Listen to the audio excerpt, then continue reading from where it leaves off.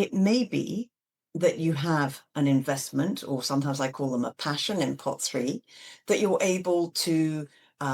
take some profit on. And rather than that money going over to pot one and potentially sitting there and not doing anything much for what can be a surprisingly long period of time, it can actually go into pot two, be invested,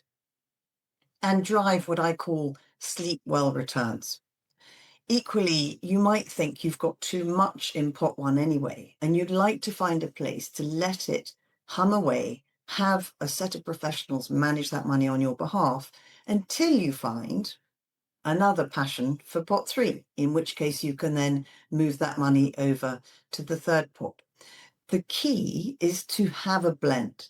And that's really when you start to get a properly efficient mechanism to get your money working for you across those different pots in a way that makes sense for what you're trying to achieve.